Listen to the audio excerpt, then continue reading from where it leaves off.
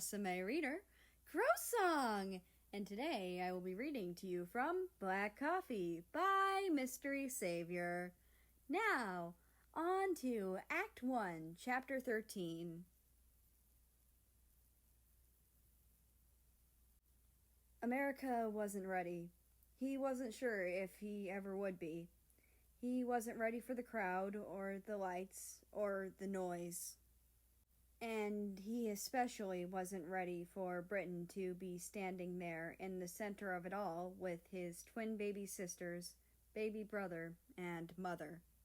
But despite America's mental preparation, Russia silently coaxed him forward by simply pulling him along, their hands still connected in some sort of delicate tango, the other's fingertips trailing over the sensitive skin, leaving goosebumps and shivers.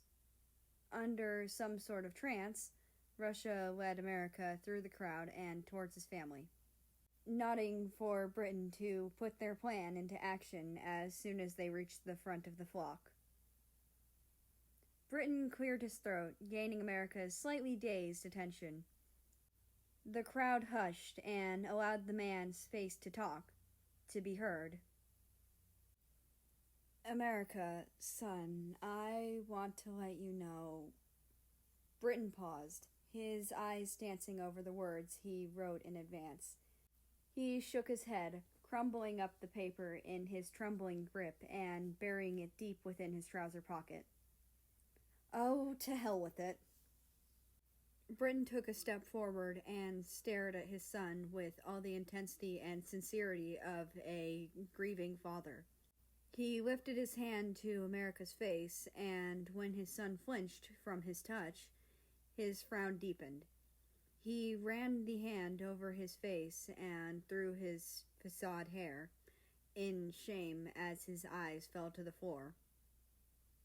America, I've been a terrible father. There's no denying it. I hurt you emotionally, physically. I scrutinized you for being yourself, for being gay, for being different. That was wrong of me. I know that now. You are my son, my baby boy. I love you with all my heart, despite how bad I am at showing it. You mean so much to me. More than I could possibly say. I used to compare you to Canada, and that was terrible of me. You are splendid and talented in your own way. I never gave you enough credit for that. Britain lifted his gaze to America once more, whose eyes were glistening behind his sunglasses. But I can now. I know I'm a bit late to the party, but I want to take it upon myself to make you feel loved and accepted by your family again, because you deserve to be. I want you as my son. Who cares if you're gay or different? We all have a past. We're all a little fucked up in our own special way. America chuckled sourly at his father's language, frankly surprised. He had changed a lot. They both had. So, Britain continued, voice wavering as he pulled something concealed out of his pocket, to show you my acceptance, which really should have always been there, I brought you a gift. America scowled involuntarily at that. He took it back. His father was superficial as ever, always using money and bribery to slip away from his responsibilities. But instead of some bullshit expensive watch or check or something equally useless, Britain uncurled his fist to reveal what he had been hiding, and America's breath hitched in his throat. Cradled in Britain's blue hand was a single, vibrant rose. Each petal had a different color, painstakingly and evenly painted on, all adding up to a complete rainbow. Britain reached for America's face again, this time without America's resistance, and gently slid the rose behind his ear, the flowers sitting snugly between it and his glasses. The petals were unbelievably soft, and the stem was free of thorns, though it had bumps where thorns once were. I grew these roses myself, and it took a while to figure out how to make these damn things work, but I did. Britton claimed proudly as he dipped in his pocket once more to pull out a second flower, slipping it in his breast pocket so it was in view of anyone who laid eyes on him. France giggled and tilted her head, moving forward to stand beside her husband and lock arm with his. She, too, had a rainbow rose.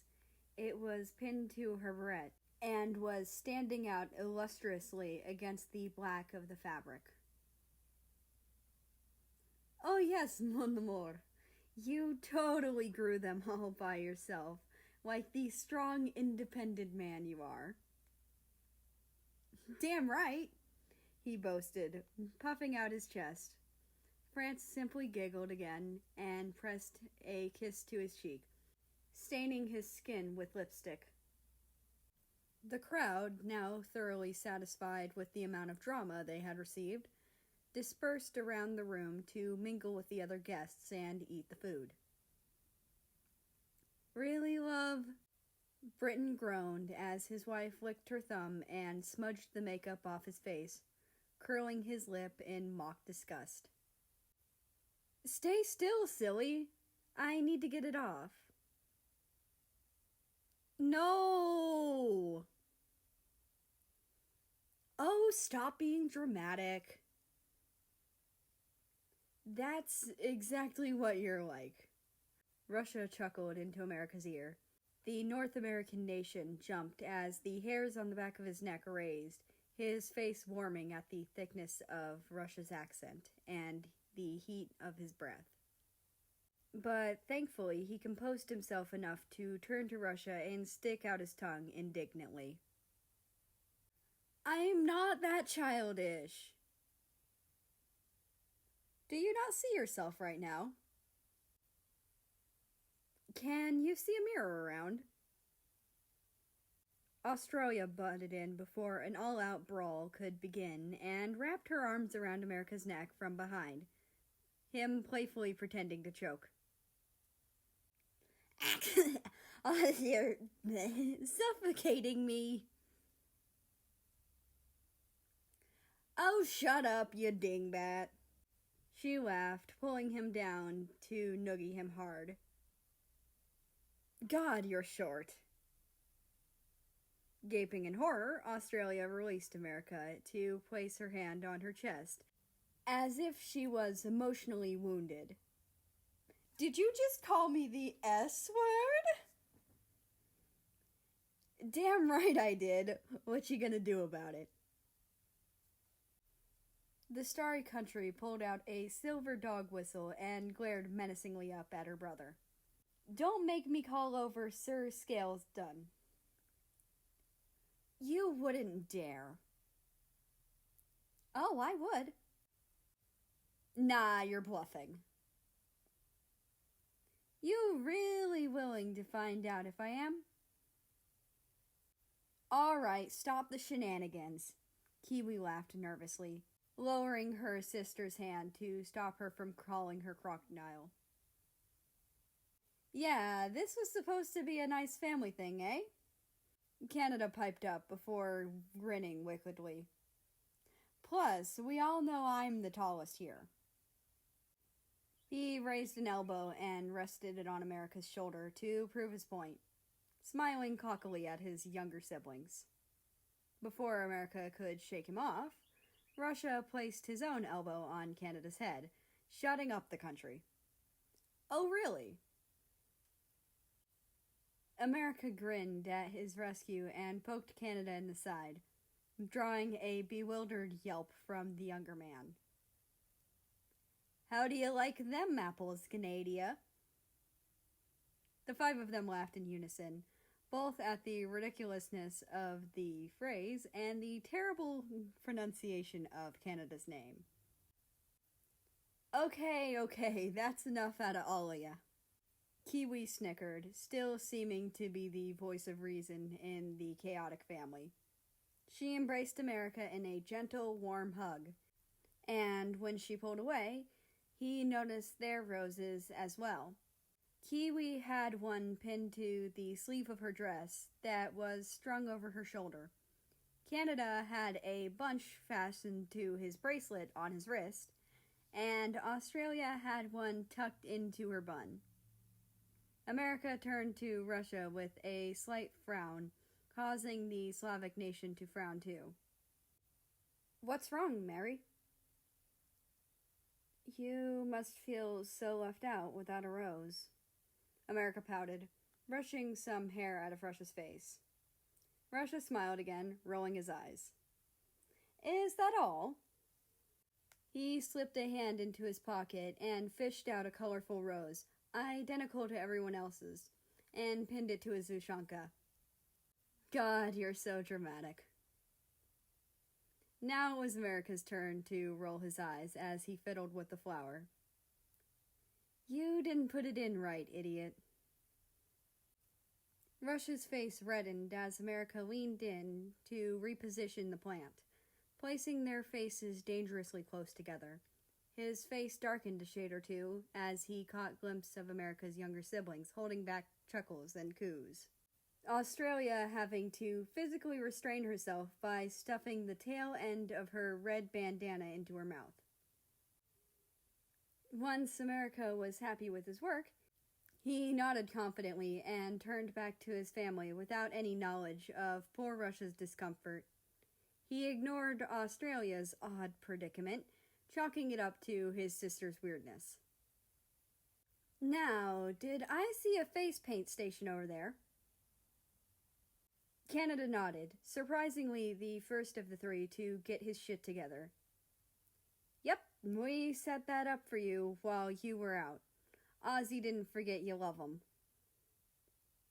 Australia tried to say something along the lines of "guilty as charged," but didn't realize she still had the bandana in her mouth. America's face lit up and he grabbed Russia's hand, dragging him over to the childish activity before the taller even knew what was happening. "Come on, Ruski. I want to look like a Snapchat filter by the end of this." And that's the end of this chapter. I hope you enjoyed, because I did. That being said, I would like to invite you to join the Discord, which is linked down in the description below. Well, I hope you have a nice rest of your day, night, or whatever it is for you. Just enjoy your time. And I will see you tomorrow!